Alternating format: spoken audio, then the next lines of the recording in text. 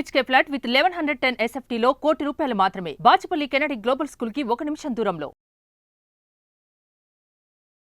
నమస్తే, welcome to Suman TV. నేను విష్ణు. ప్రస్తుతం పాటు certified financial planner doctor Bachchu Anil Kumar garu ఉన్నారు. వారితో మాట్లాడదాం. సార్ నమస్తే. సార్ అనిల్ గారు. నమస్కారం విష్ణు గారు.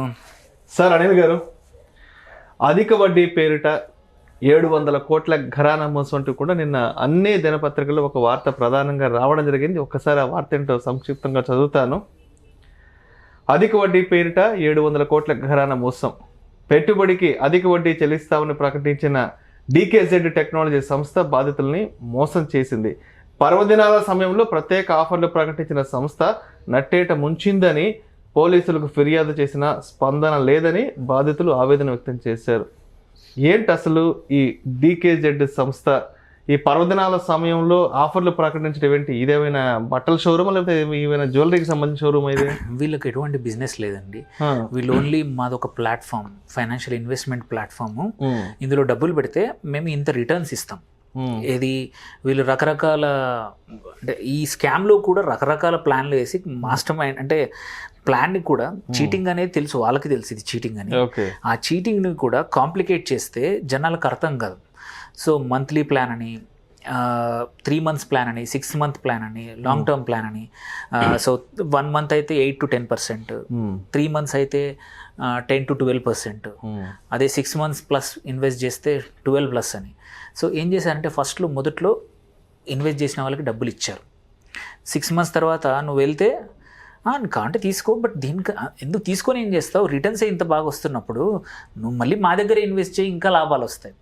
సో అలా టెంప్ట్ చేసి ఫస్ట్ ఇన్వెస్ట్ చేసిన అమౌంటే కాకుండా నీ ఫ్రెండ్స్, చుట్టాలు అందరి దగ్గర అప్పు తెచ్చి లేకపోతే వాళ్ళతో పెట్టించే విధంగా వీళ్ళని ఏమంటారు, ఒక రకం ట్రాన్స్లోకి తీసుకెళ్ళిపోయి నీకు ఇంత మంచి రిటర్న్స్ ఎక్కడ రావని చెప్పి.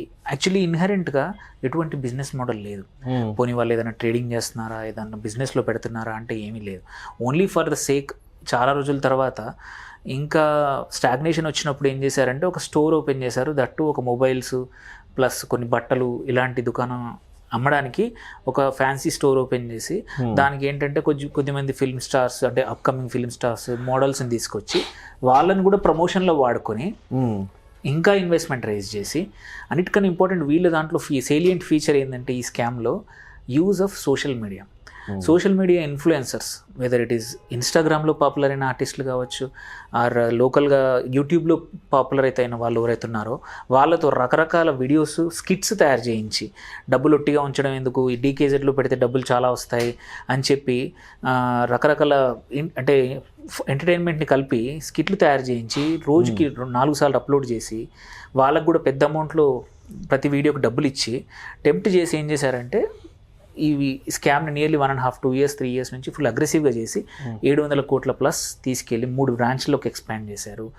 అండ్ ఇంకా ఇందులో ఈ స్కీమ్లో ఇన్వెస్ట్మెంట్ దీంట్లో పండుగ ఆఫర్లు అని చెప్పేసి రంజాన్ అప్పుడు స్కీమ్లు పెట్టి మీరు మీ ఇన్వెస్ట్మెంటే కాదు, మీ ద్వారా వచ్చిన వాటికి మీకు కమిషన్ కూడా ఇస్తామని చెప్పి కొత్తగా డబుల్ అప్ చేసి, సో ఫస్ట్ నీ డబ్బులు ఎట్లాగో నాకు వస్తున్నాయి, నేను ఇంకా వేరే నా ఫ్రెండ్స్ని, నా నైబర్స్ని, మా పక్కింటి వాళ్ళని అందరినీ పెట్టిచ్చేస్తాను, నాకు ఇంకా డబ్బులు వస్తాయి కదా, ఏ పని చేయాల్సిన అవసరం లేదని చెప్పి వాళ్ళతో చేయించేసి, సో అడిషనల్గా కూడా ఇది మొదలు ఎవరైతే నమ్మిన ఇన్వెస్టర్స్ని అడ్డంగా ముంచేసి ఒకరోజు తాళాలు వేసుకొని వెళ్ళిపోయారు. ఏంటంటే ఇది క్లాసిక్ స్కామ్, బిజినెస్ ఏం లేదు. ఇవాళ వచ్చిన డబ్బులు నిన్నటి వాళ్ళకి ఇచ్చేస్తాం, నిన్నటి వాళ్ళకి మొన్నటి, అంటే so basically it's like fresh investment వస్తున్నంత వరకు ఈ స్కామ్ నడుస్తూ ఉంటుంది. ఏ రోజైతే ఆగిపోతుందో ఆ రోజు వీళ్ళు డబ్బులు తీసుకొని వెళ్ళిపోతారు. సో ఇట్స్ అంటే టిపికల్ స్కామ్. బట్ జస్ట్ ఏంటంటే సోషల్ మీడియాని చాలా ఎఫెక్టివ్గా వాడుకున్నారు. వాడుకొని మాదొక జెన్యున్ సంస్థ, నమ్మకమైన సంస్థ, వాళ్ళ ట్యాగ్ లైనే safe and secure. So and ఎవరు కూడా బిజినెస్ ఏంటని అడగడం ఒక్కరు అడగలేదు. ఐరనీ ఏంటంటే ఇంతమంది ఇన్వెస్టర్స్ 18-20 వేల మంది పేపర్ ప్రకారం చెప్తున్నారు. అండ్ వాళ్ళ ప్రకారం 50,000 మంది అని చెప్తున్నారు. వాళ్ళ ఓన్ ఇన్స్టాగ్రామ్ అకౌంట్ ఇంకా యాక్టివ్ ఉంది. ఆ అకౌంట్లో 50,000 మంది మా దగ్గర ఇన్వెస్ట్ చేశారని చెప్తున్నారు. అంటే 50,000 మందిలో ఒక 10 మందికైనా క్వశ్చన్ చేసి మీరు ఎక్కడ పెట్టారు, ఏం చేస్తే ఇంత మంచి రిటర్న్స్ ఇస్తున్నారు. ఎందుకంటే ప్రపంచంలో ఏ బిజినెస్లో కూడా నాట్ మోర్ దాన్ 2 to 3% కన్నా ఎక్కడ కూడా నీకు లాభాలు రావు నెలకి. అలాంటిది ఇన్వెస్టర్స్కే నువ్వు 8 to 10% పంచుతున్నావు అంటే ఈజీగా నువ్వు 20-22% వస్తేనే తప్ప నెలకి అలాంటి బిజినెస్లు ఎక్కడా లేవు. ఉంటే అందరూ అటువైపు వెళ్తారు. ఈ ఉద్యోగాలన్నీ మానేసి ఈ వ్యాపారాలన్నీ మానేసి అక్కడ వడ్డీ తెచ్చుకుని తింటా ఉంటారు అందరూ. సో ఇట్స్ జస్ట్ ఏమంటారు, హ్యూమన్ సైకాలజీలో ఉన్న గ్రీడ్ని ఎరగా వేసి ఆ గ్రీడ్ని వాడుకున్నారు వీళ్ళు. సో ఒకరిని ఈ మంచి కలర్ఫుల్ సోషల్ మీడియా కంటెంట్ తయారు చేసి టెస్టిమోనియల్స్ తయారు చేసి అరే నాకు వచ్చాయి, అరే పక్కనోడికి డబ్బులు వస్తున్నాయి, నాకు రాకపోతే వాడు నాకన్నా ముందే రిచ్ అయిపోతాడు అనే బాధ జనాలకి. ఏంటంటే పక్కనోడు 5 లక్షలు ఇచ్చాడు నెలకి, వాడికి 50,000 కూర్చున్న చోటే వస్తున్నాయి, వాడు నాకన్నా ముందు వెళ్ళిపోతాడని భయంతో వాడు 5 పెట్టాడు కదా నేను 10 పెడతాను. సో అలా మోసపోతాం. సో ఇది క్లాసిక్ కేస్, ఇది సేమ్ పాంజీ స్కీమ్. ఇది మీరు చూస్తే అప్పుడు ఫేమస్ కేసు ఒకటి మనం ఒకసారి డిస్కస్ చేశాం మీరు ఒక వీడియోలో. యుఎస్లో మన బర్నాడ్ తనకి ఒక 500 ఏళ్ళు జైలు శిక్ష పడింది. ఏళ్ళ తరబడి నేను మంచి స్టాక్స్లో ఇన్వెస్ట్ చేస్తున్నానని చెప్పేసేసి ఇన్వెస్ట్మెంట్ రేజ్ చేయాలి, మీకు ఎంత ప్రామిస్ చేశాడో వచ్చిన డబ్బుల్లోంచి మీకు ఇచ్చేస్తాడు. సో మీకు మాత్రం కనబడాలి కదా ప్రాఫిట్. ఒక ఫేక్ వెబ్సైట్ తయారు చేసేసి మీకు ఇంత ప్రాఫిట్స్ వస్తున్నాయని చెప్పి మాత్రం మ్యానిపులేట్ చేసేవాళ్ళు. అలా అరే వాళ్ళకు వస్తున్నాయి వీళ్ళకి వస్తున్నాయి అని చెప్పి అందరు బిలియనీర్సే మోసపోయారు యూఎస్లో. సో సేమ్ అలాంటి స్కీమే అనమాట, పక్కన వాళ్ళకి వస్తున్నాయి వేరే వాళ్ళకి వచ్చాయి కాబట్టి మాకు కూడా వస్తున్నాయి అనే స్కామ్. సో ఇది ఇట్లాంటి ఎవరైనా సరే మోర్ దాన్ 2%, 1% ఇస్తున్నామంటే ఇన్వెస్టర్స్ ఎవరైనా సరే కొంచెం ఆలోచించుకోవాలి. ఏ బిజినెస్లో కూడా అంతగా రావు, వస్తే మీ డబ్బులు అవసరం లేదు, వచ్చినప్పుడు వాళ్ళ సొంత డబ్బులు పెట్టుకొని వాళ్ళు స్కేలప్ చేస్తారు, మీ డబ్బులు ఎందుకు అప్పుడు అలా. సో అందుకోసమే కొంచెం కంపల్సరీ డ్యూ డిలిజెన్స్ అంటాము, తెలిసిన వాళ్ళ ద్వారానో ఎవరి ద్వారానో డ్యూ డిలిజెన్స్ చేసుకొని అండ్ డబ్బులు ఒక్కసారి కొంచెం డౌట్ వస్తే పోలీసుల ద్వారా ఎంక్వైరీ చేయించుకొని పెట్టాలి తప్ప పేరు లేని సంస్థలు ఎస్పెషల్లీ ఎవరైనా సరే ఇన్వెస్ట్మెంట్ స్కీము ఇలాంటివంటే కంపల్సరీ ఆర్బీఐ దగ్గర పర్మిషన్ ఉండాలి.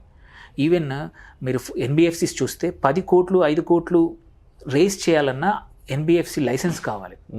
సో అలాంటివన్నిటిని అడగాలి, అడగకుండా కోట్ల డబ్బులు ఎన్ఆర్ఐలు పెట్టారు ఇందులో. సో అది వాళ్ళ తప్పు ఎంతుందో ఈ డీకేజీ టెక్నాలజీస్ వాళ్ళది ఎంతో ఇన్వెస్టర్స్ కూడా ఇంత కూడా అంటే మంచి చెడు లేకుండా చూడకుండా చేయడం అనేది కొంచెం తప్పు మనలో కూడా ఉంది. సో ఈ గ్రీడ్ అనేది కొంచెం కంట్రోల్ చేసుకొని కంపెనీ కరెక్టా లేదా, వాళ్ళకి ఆర్బీఐ లైసెన్స్లు ఉన్నాయా లేదా, అవన్నీ తెలుసుకొని ఇన్వెస్ట్మెంట్స్ ఎటువంటిదైనా సరే వెదర్ ఈక్విటీలో పెట్టాలన్నా, ఈక్విటీలో అయితే సెబీ గైడ్లైన్స్ ప్రకారం సెబీ రీసెర్చ్ అనలిస్టో లేకపోతే ఫర్మ్ ఏదైనా లైసెన్సులు కావాలి. లైసెన్సులు లేని సంస్థలు జస్ట్ బికాజ్ ఒక పేరున్న వ్యక్తి చెప్పాడని, ఒక సోషల్ మీడియాలో చెప్పాడని చెప్తే మాత్రం ఇలాగే మోసపోతాము. మోసపోయాక ఇందులో జరిగేది ఏమీ లేదు, ఎవరు రికవర్ కూడా చేయలేరు, ఎందుకంటే వీళ్ళకి ఎటువంటి బిజినెస్ లేదు. కొన్ని కేసుల్లో ఏంటంటే నష్టపోయినా 100 రూపాయలు పెడితే 100 కోట్లు వాళ్ళు మోసం చేస్తూ 50 కోట్లు ఆస్తులు స్థిరాస్తులు ఉండొచ్చు ఆ కంపెనీకి, అవి జప్తయి కోర్టు ద్వారా అట్లీస్ట్ కొంచెం మనం 100 కడితే 50 రూపాయలు వచ్చే అవకాశం, లైక్ అగ్రిగోల్డ్ కేసులో చూసాం. సో ఇక్కడ కూడా అలాంటి జరిగే అవకాశం లేనే లేదు ఇక్కడ. సో అందుకోసమే ఇన్వెస్టర్స్ కొంచెం జాగ్రత్తగా ఉండాలి. ఇట్లాంటి మోసపూరిత ప్రకటనలు ఏవైతే ఉంటాయో, స్కీములు ఉంటాయో కొంచెం జాగ్రత్తగా ఉండి వాటిని తొందరపడి పక్కన వాళ్ళు చేశారు కాబట్టి నేను చేస్తాను అనే కాన్సెప్ట్ అనేది కొంచెం దూరంగా ఉంటే మంచిది. Right. Thank you sir, thank you so much Anil గారు. థ్యాంక్ యూ అండి, థ్యాంక్ యూ విష్ణు.